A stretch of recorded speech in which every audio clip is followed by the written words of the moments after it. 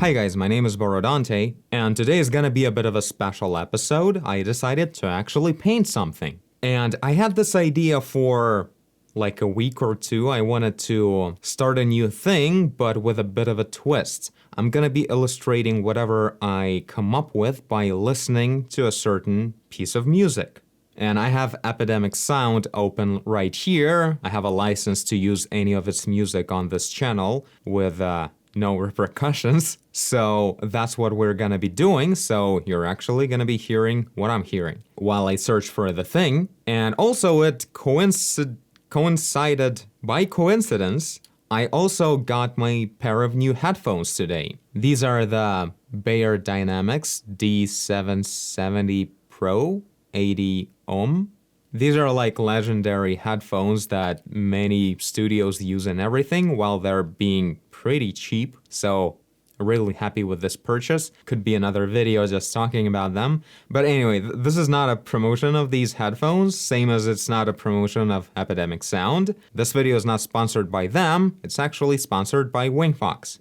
They have an amazing upcoming course about creating portraits using the unique technique that introduces this beautiful play of vibrance of colors. So in this course, called Brushes, Techniques, and Steps of Impasto Painting a Little Girl, you will learn to create the realistic impasto of a girl's half-length portrait. Starting from the basic knowledge of human head, you will illustrate facial features and brief skull structure. But as the course progresses, you will learn how to use different brushes as well as warm and cold colors, how to differentiate clarity from blurriness, and how to create lighting effects in detail.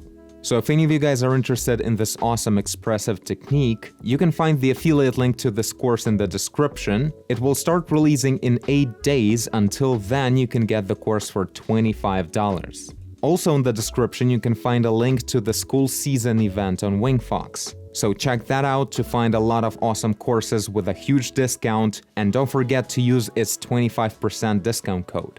Now back to the video. And yeah, while we're at it, check out the merch, the link to the Boro store in the description as well. Now let's hear some tunes. I wanna go with obviously Mysterious. Let's see, do we want a beat?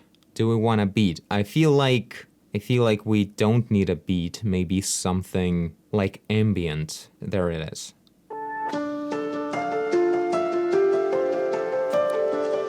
Not feeling it. So yeah, the plan is I find a good sound that makes me see things, which is a thing that happens a lot to me, and then I'll just be playing it in a loop while painting something. I hope the search won't take too long. Okay, this is kind of cool. Let's maybe go with similar to this. Nope, not similar at all. Okay, this one is kind of cool. I'm gonna keep it over there. But let's search on.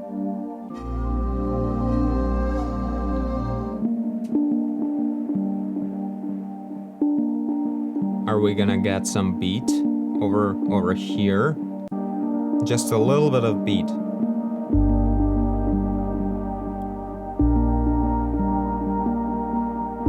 Can you call that a beat? I mean, I'm kind of liking this track right now.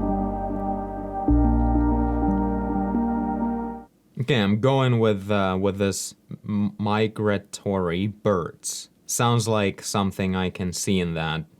So I'm gonna just go ahead and do that. Like that. And now I'm gonna spend some time that you guys will have no idea how long that was to just be alone with this music for a little bit. And maybe search something, but maybe just feeling through it. That's the sound concepting I like doing. Let's see how it goes.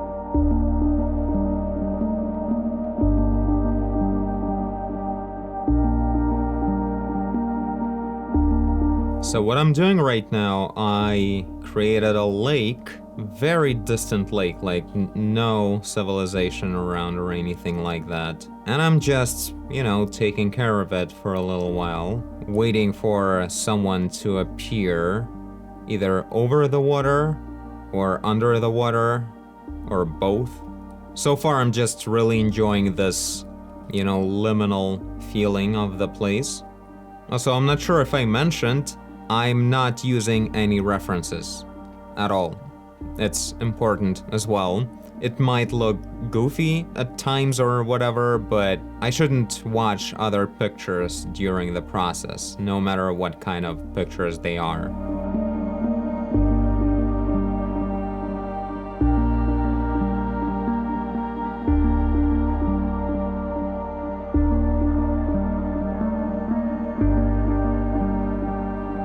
Alright, so we're having a giant that is like up to this level underwater, maybe even lower. The point is we're going to get like a hint of their eyes, but we gotta find them first. It needs to be something big and something unknown and not quite here. It's an important part. It shouldn't be quite here.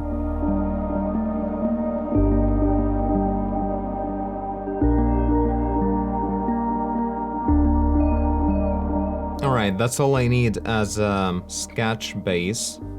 Let's paint. Using a new iteration of my lately favorite brush, the new version uses just pure white noise as a texture. Alright, how do we fit that guy in? It's easy to add the top of his head, but what about the bottom?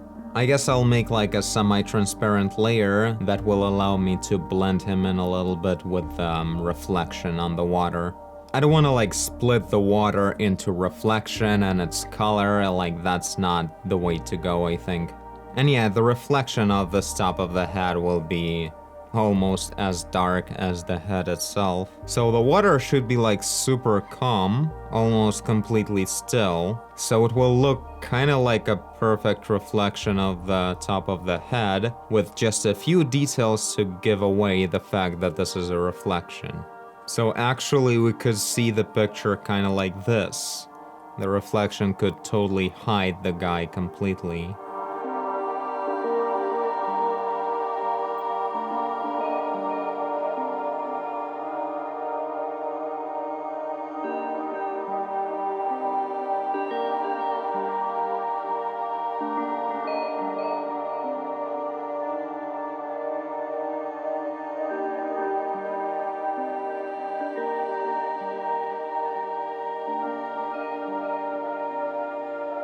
Okay, this is the way I think I'm gonna make it work. So I'm introducing like this light sky color background and the black head are the two things that are underwater behind the reflection. And so far, while I was painting the water itself, I only painted reflection. So this, applied semi-transparently, will pretty much work as, dirty water lit by the skylight. Only not semi-transparently, I would make it lighter color or something. Or darker color. No, lighter color. Yeah, that's the right vibe, but let's keep going. A lot of the times lately when I'm working with a layer, and right now I have just this layer painted the color, but now I want to sort of grab in between of that color and paint the semi-transparent version of it to blend it around. And it's not gonna work because it's a semi-transparent layer and other colors will mix in. So what I usually do is I control-click on the thumbnail, get the perfect selection of whatever I painted, exactly the transparency of the whole layer, and then create a mask like that. And then I go back and grab the initial color of what I've been painting with in this layer, and then I use a gradient to fill the whole layer like that. So now all the detail is painted in the mask, and what I'm gonna do, I'm gonna be just grabbing that mask colors And in Photoshop, which is something I learned that other apps don't actually do it this way, but in Photoshop, no matter what kind of mode you have for your eyedropper, in the mask, when you're here, you're grabbing colors only of the mask, so you can easily blend around the transparency of this layer. So this is a pretty unique approach to be able to eyedrop and blend around the transparency. That's pretty dope, I think. Like that, so obviously the color of lit up water, like lit up ambience of the water, like the dirt in the water, slightly lit up by the skylight. It definitely should be darker than this reflection of the sky on top of the water.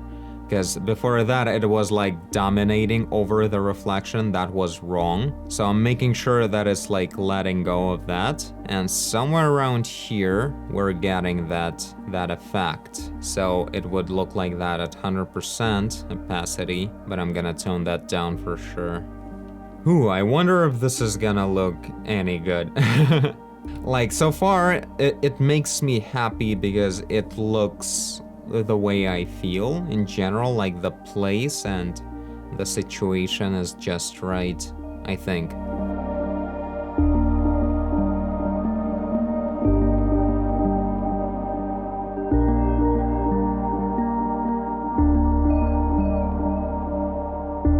So yeah, in such conceptual and weird artwork, where things are supposed to be like clean, simple, and like this, it's pretty important to pay attention to like small details, especially like areas of contact, because those will show that this is not just an unfinished, not detailed, whatever, but actually it's like it's really detailed, but it's just about a very simple, big, weird thing.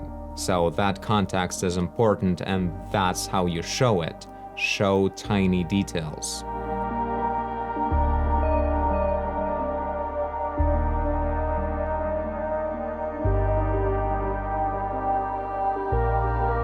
So now I'm playing around with removing reflection of the water, like how much of it do we want to get rid of? Because there can be a lot less of it, for instance, if we would be using like a polarized lens on a camera or something, which is not the best way to think about it, probably.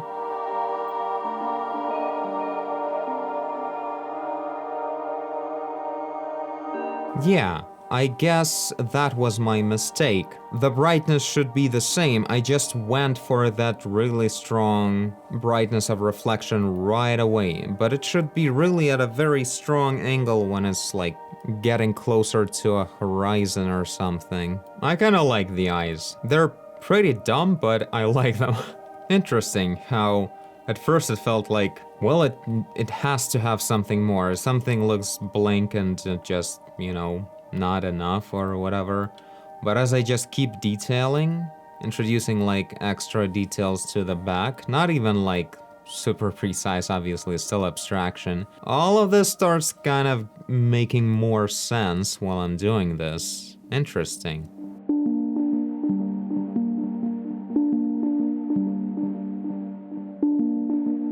Some reflections of those big trees in the water. Not too much of it, but some could happen. Okay, now the shore needs the most attention. We need to add tiny little waves, kind of like we have in here, like showing these little details as well as what I did next to those distant shores, like a little bit of that reflection. Plus all kinds of tiny stones, grains, and whatever. Maybe some foliage like this as well.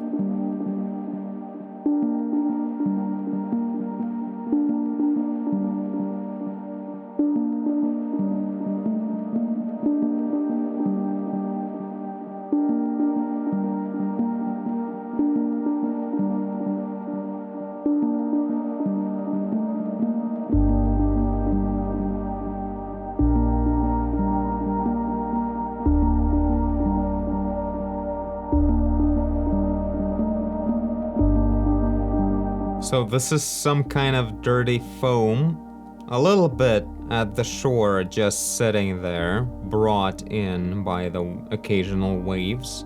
Not that this river is like super dirty, but it's also not like pure. It's a normal thing to occur, as far as I know, unless my city's bodies of water are in big trouble. I kinda like the look of it, it looks kinda cool.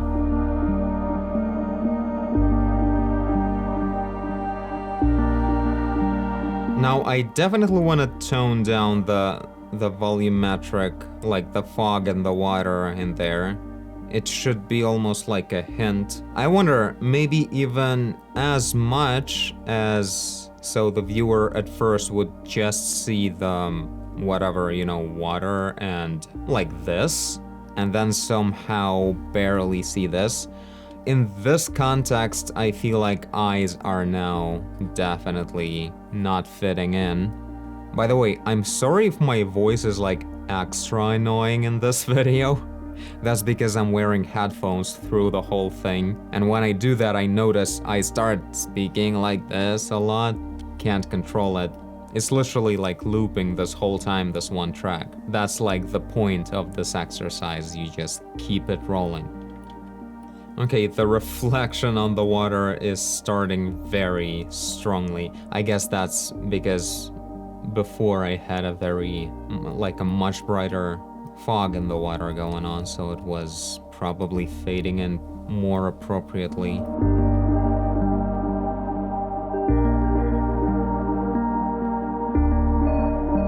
Yeah, the new texture is not looking good at all. I actually just, before I started this video, I decided to scale it up to 200%, and that's exactly what I should have expected from that.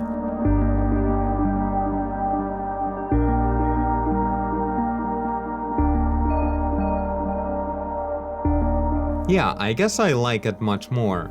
At first I felt like I really needed to have some kind of more obvious presence, like paint the character of sorts, as I always feel like I should. But really, pretty much getting rid of it almost completely. A little bit, it still makes sense, because it needs to answer the question of what the hell this is at all. And I like it being here, I like the way it looks, but it needs that little hint to understand what it is. But overall, I find the environment, the shades of gray in the water and shades of gray in the shore right here, being a lot more interesting, like a lot more fitting to the music and a lot more just mature and cool. I don't know, it's just better in many ways. Like you can almost just enjoy the picture like this if you don't need the answer,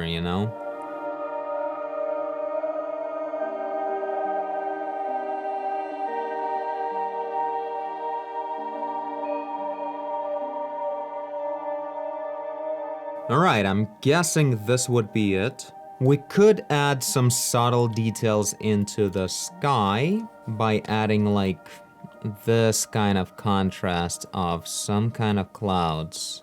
Depressed little clouds. And just push it around a bit so it would feel deep while pretty subtle and static. Just adding that subtle texture for someone who's looking for it.